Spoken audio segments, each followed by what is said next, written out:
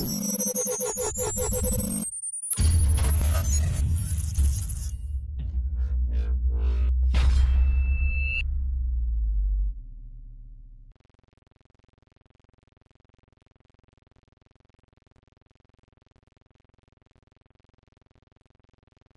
have a few suggestions that may help you on your way to a better world. And while these lessons were learned during my time in the military, I can assure you that it matters not whether you ever served a day in uniform. It matters not your gender, your ethnic or religious background, your orientation, or your social status. Our struggles in this world are similar, and the lessons to overcome those struggles and to move forward, changing ourselves and changing the world around us, will apply equally to all. If you make your bed every morning, you will have accomplished the first task of the day. It will give you a small sense of pride, and it will encourage you to do another task, and another, and another. And by the end of the day, that one task completed will have turned into many tasks completed. Making your bed will also reinforce the fact that the little things in life matter. If you can't do the little things right, you'll never be able to do the big things right. And if by chance you have a miserable day, you will come home to a bed that is made. That you made. And a made bed gives you encouragement that tomorrow will be better. So if you want to change the world, start off by making your bed. You can't change the world alone. You will need some help. And to truly get from your starting point to your destination takes friends, colleagues, the goodwill of strangers, and a strong coxswain to guide you. If you want to change the world, find someone to help you paddle. Nothing mattered but your will to succeed, not your color, not your ethnic background, not your education, not your social status. If you want to change the world, measure a person by the size of their heart. Sometimes, no matter how well you prepare or how well you perform, you still end up as a sugar cookie. It's just the way life is sometimes. If you want to change the world, get over being a sugar cookie and keep moving forward. Life is filled with circuses. You will fail. You will likely fail often. It will be painful. It will be discouraging. At times, it will test you to your very core. If you want to change the world, don't be afraid of the circuses. At least twice a week, the trainees were required to run the obstacle course.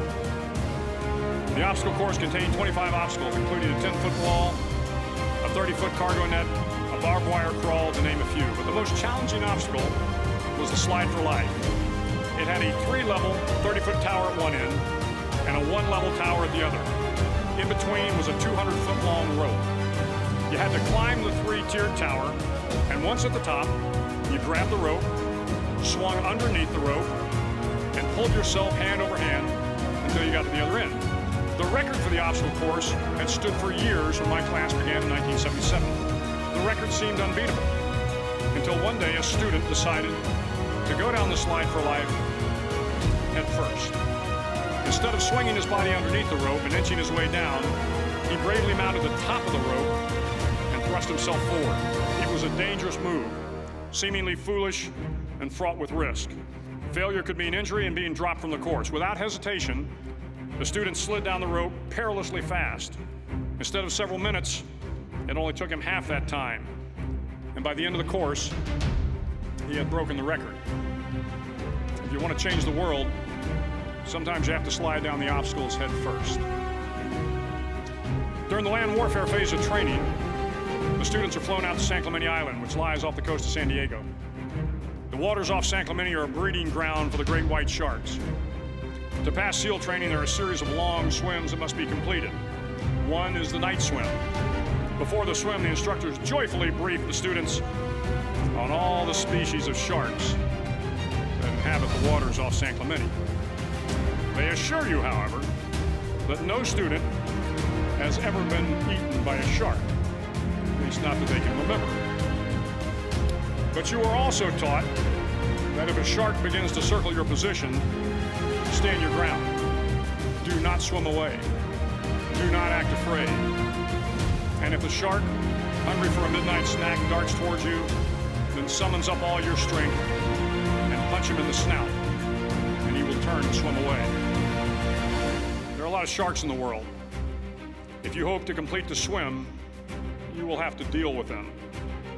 So if you want to change the world, don't back down from the sharks. As Navy SEALs, one of our jobs is to conduct underwater attacks against enemy shipping. We practice this technique extensively during training. The ship attack mission is where a pair of SEAL divers is dropped off outside an enemy harbor and then swims well over 2 miles underwater, using nothing but a depth gauge and a compass to get to the target. During the entire swim, even well below the surface, there is some light that comes through. It is comforting to know that there is open water above you.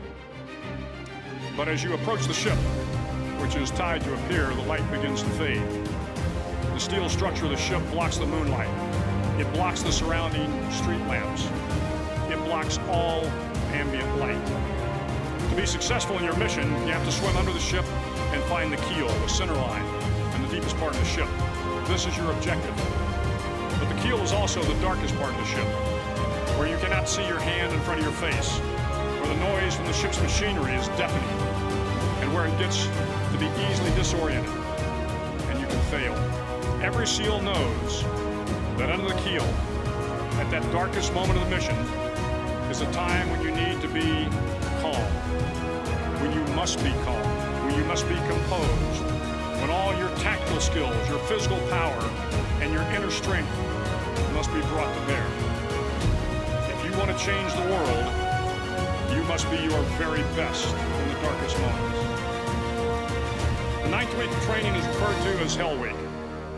It is 6 days of no sleep, constant physical and mental harassment, and one special day at the Mud Flats. The Mud Flats are an area between San Diego and Tijuana where the water runs off and creates the Tijuana Sloughs, a swampy patch of terrain where the mud will engulf you. It is on Wednesday of Hell Week that you paddle down to the Mud Flats and spend the next 15 hours trying to survive this freezing cold, the howling wind, and the incessant pressure to quit from the instructors. As the sun began to set that Wednesday evening, my training class, having committed some egregious infraction of the rules, was ordered into the mud. The mud consumed each man till there was nothing visible but our heads. The instructors told us we could leave the mud if only 5 men would quit. Only 5 men, just 5 men, and we could get out of the oppressive cold. Looking around the mud flat, it was apparent that some students were about to give up.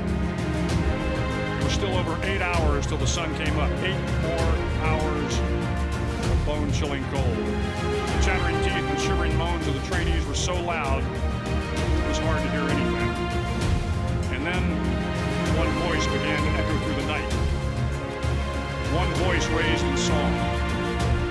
The song was terribly out of tune, but sung with great enthusiasm. One voice became 2, and 2 became 3, and before long, everyone in the class was singing. The instructors threatened us with more time in the mud if we kept up the singing, but the singing persisted. And somehow the mud seemed a little warmer, and the wind a little tamer, and the dawn not so far away. If I have learned anything in my time traveling the world, it is the power of hope. The power of one person, a Washington, a Lincoln, King, Mandela, and even a young girl from Pakistan, Malala. One person can change the world by giving people hope. So if you want to change the world, start singing when you're up to your neck in mud. Finally, in SEAL training, there's a bell. A brass bell that hangs in the center of the compound for all the students to see. All you have to do to quit, is ring the bell. Ring the bell, and you no longer have to wake up at 5 o'clock. Ring the bell, and you no longer have to be in the freezing cold swims. Ring the bell, and you no longer have to do the runs, the obstacle course, the PT, and you no longer have to endure the hardships of training. All you have to do is ring the bell to get out. If you want to change the world, don't ever, ever ring the bell.